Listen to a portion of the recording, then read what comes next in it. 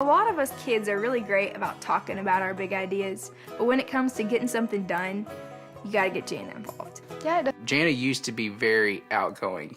Whenever she was younger, she was very rowdy. all of us girls that were younger than her and sit us down and say, I'm gonna fix your hair, I'm picking out your outfits. I think as I started to get a little bit older, I also had a very strong personality, and so I would sometimes protest the ideas that she had.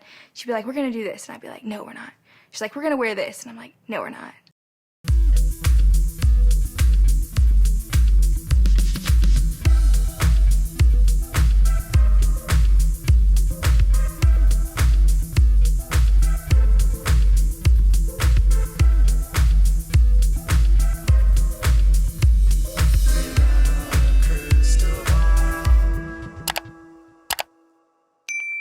Hey guys, it's Katie from Without a Crystal Ball. Welcome back to my channel. It's Wednesday, January 5th, and it is time to wrap up a story about Jana Duggar because the citation she received back in September has fully resolved. We have obtained court records which show that she pled guilty, and we have some stuff to talk about with that. Now, this all took place back in September, and she changed her plea from not guilty to guilty on December 15th, only a couple days after Jessa basically threw her under the bus. After the story broke, Jessa put up an Instagram story, and she basically said that Jana had been babysitting, that there had just been a split-second moment where a child had slipped out the back door when Jana turned her back for 1 second, and that with the grace of God, everything was fine, and it was just a big misunderstanding, and she would totally let Jana babysit her kids. Of course you would, Jessa. It's free babysitting. Okay, but when Jessa put this out on her Instagram, my first reaction was like, oh my God, Jessa, your sister pled not guilty, and now you're basically admitting to it happening. Even if it's as you described, you just admitted it happened, which is not what you should do if you have an open case. So as everything was ramping up, Jana then was forced to make a statement herself, and this is what she said. I'm only sharing this because the media has been having a field day with it all. I prefer a more private life, but I know my last name means that everything we do is open to public criticism and interest, especially during this time. The raw facts: I was babysitting a few months ago when one of the children wandered outside alone. A passerby who saw the child called the police. This resulted in a written citation as well as a follow-up with CPS, who concluded that it was an accident and nothing bad happened to the child. They recognized it was a case of a child slipping away out of a house when you turn your back for a moment. It all happened so quickly and was scary. I'm grateful for law enforcement and those who protect and serve our community.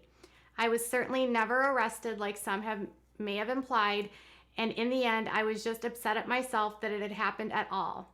But so thankful it all ended safely, and that's truly what mattered the most to me. So her story was that the child slipped out of the back, and it was all in a split second, and she was grateful that nothing bad happened. So the story that we've heard and we've reported to you is quite different, but we'll get there in a second. So after she posted that, then came her having to actually plead guilty because, well, let's just say that's a public admission. And if you're going to make a public admissions like that, you can't and then plead not guilty. You basically put on a public platform that this is what you've done and this is the deal. So I'm assuming that after that public statement was made, she maybe had to have a call with her attorney and they had to change their plea, or maybe the court found out about it. I don't know. But on December 15th, she changed her plea from not guilty to guilty. She was fined a total of $890. So in a court bench trial hearing, she pled guilty. The court found her guilty, and they did a deposition which was placed under advisement. She was given the charge was the endangering of the welfare of a minor in the 3rd degree. They ordered her to pay $650 of fines, $100 of cost, $100 for the child in the case the child fee, and then $20 to the jail, and then $10 to Tontitown. And then the total amount was $880 at the time. So they had rescheduled a hearing to the 10th of January, but that actually never happened because she settled, so she didn't actually have to go into the courtroom. And then she entered into a time pay contract, which meant that she had to pay the full amount of $880 by December 31st, 2021, or she would be delinquent. So we went ahead, and when we got this from the court, we noticed right away when we looked at this that she's listed as delinquent, which means she has not paid the fine. And today when we looked to go check the total amount due, it was no longer $880, it was now $890. So I am not totally clear about how this works, but so generally how it works, if you don't pay a court fine and you're delinquent on it and it's related to a charge, you'll get what's called a bench warrant, and then there'll be a warrant out for your arrest for non-payment of the fine. She's at the January 5th, which means she's only 5 days late on this payment, but still, you would have thought on the day that she made this plea, she would have just taken the steps to pay this. But as of this afternoon, this was still listed as delinquent. It's unclear if she just doesn't know how to find the information on how to pay, if she doesn't have the money to pay. Either way, this is outstanding.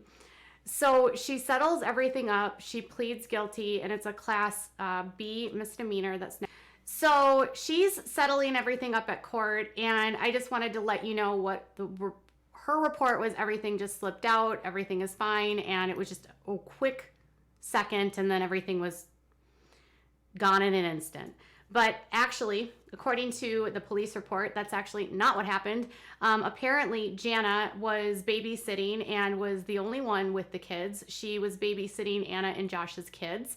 What actually happened, according to the police report, was a child was found on Dowell Road, which is actually adjacent to the Duggar property. The child would have had to walk basically across the whole property, across a pond, and then onto a road that's a county road.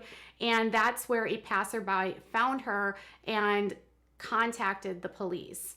So that part is true. What's not exactly true is how it all ended up. So according to the police report, when they made contact with Jana, she actually denied that she knew the child when asked if she knew the child or if there was a child missing. She denied both knowing the child, and she denied any children were missing. So when it was clear that they thought there was more to the story that Jana wasn't being honest with, they apparently had asked her to go down to the station for an interview, and initially she agreed to go. However, when they got into the cars, she agreed to follow in her car, and instead of getting into her car and driving to the station to follow them, she got into her car, drove forward. As they took off and left with the child in their car, mind you, she backed down into the driveway, went inside and called her attorney. And then apparently the attorney called the police and said that she was not going to be cooperating. And then apparently the police had to basically say, like, you either need to bring her down for an interview or she's going to be arrested. So at that point, I guess she cooperates. But in terms of the child and what this did to the child eventually was reunited with the family, but was separated from the family for hours. So not only was the child missing for hours, after the fact, because she did not cooperate, the child was again not with the family for hours. So a lot to put on a little one that's gotten away, and it's very, very good that the child was not harmed. But the long story short here is that you should just always be honest when you're dealing with law enforcement.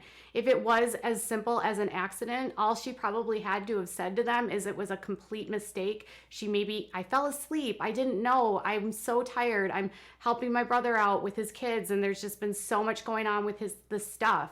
Maybe she was scared because of what was happening with the case, and maybe it was because it was Josh's kids that made her feel like she had to protect him. Either way, I do think that the lying here is what probably set them off, because I'm guessing had she just been truthful, they might have just looked around, given her kid back and been like, just a warning, don't let this happen again. So I think lying to police in this case made it a lot worse. And then going on publicly and then putting out a public statement, which wasn't actually the truth of what happened, and just claiming it was like a mishap where it was like 2 seconds when in truth the child was separated from them for hours. I'm sure that did not do her any favors with the judge. Again, she's settled this for now. There are no details at this point about any DHS cases. That would be the police would find out more about that. That's not settled with the courts. So any pending investigations related to this, we have no idea if this affects her ability to take care of any of the kids, to if she can babysit anymore. We don't really know anything about that at this point. So right now she pleads guilty. This is on her record. I don't know if there's a stipulation that if she doesn't have any other things happening after like a year, if it's off her record. But in the meantime, Jana should probably make her arrangements to pay this fine, or she could end up with a warrant for her arrest. All right, you guys, what are your thoughts on this? Does it surprise you that it's settled? Are you surprised that she pled guilty? Are you surprised that she might have been untruthful with the police? Tell me in the comments below. Bye, guys.